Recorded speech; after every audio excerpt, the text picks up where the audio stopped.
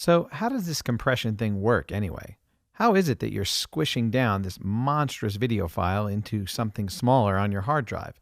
And does it stay small forever, or is it ever going to get decompressed?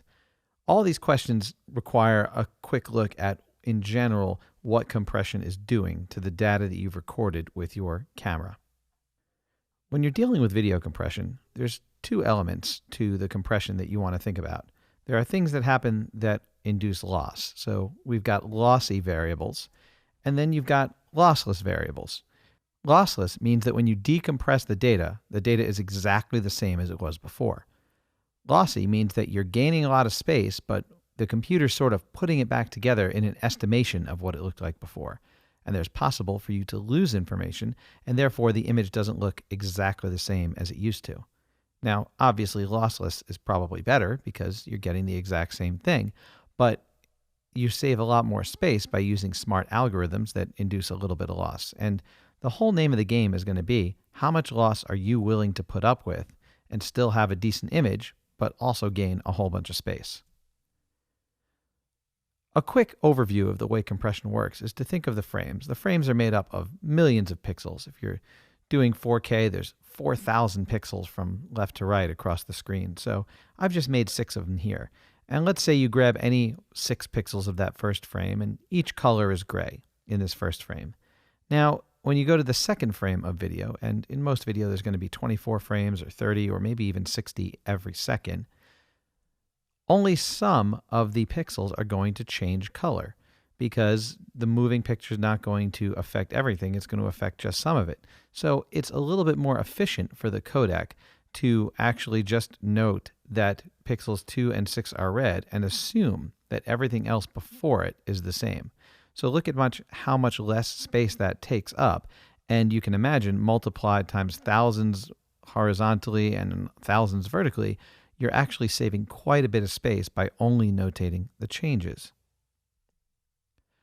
The compression settings that most users will alter that will make the most drastic change to their file size and visual settings are the frame size in pixels. So if you're going to go from a 4K shot to a 1080 shot, it's going to make a drastic change in the size of your file because there's a lot fewer pixels that it has to notate.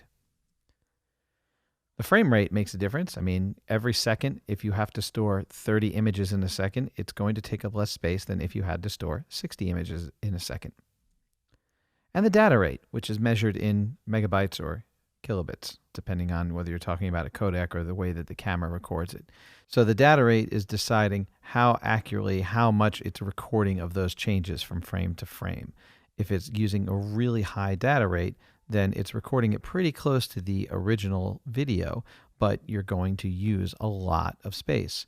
If you are letting the computer estimate more and you have a lower data rate, the file size is going to shrink, but you're also going to lose some visual resolution. Now, you want to think about your delivery formats too.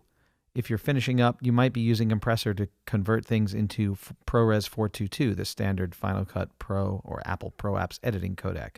So we're not always looking to shrink the file size. Sometimes you're going to use Compressor to get proprietary footage out of your Sony camera or some other camera and convert it into an editable format in the computer. This will normally happen behind the scenes in your video app, but that can really take a lot of processing power. So it's very handy to often do that conversion beforehand. You might want to deliver MPEG streams, which is the standard DVD codec, or an H.264 video file, which is standard for Blu-ray, ultra high def, or QuickTime computer delivery.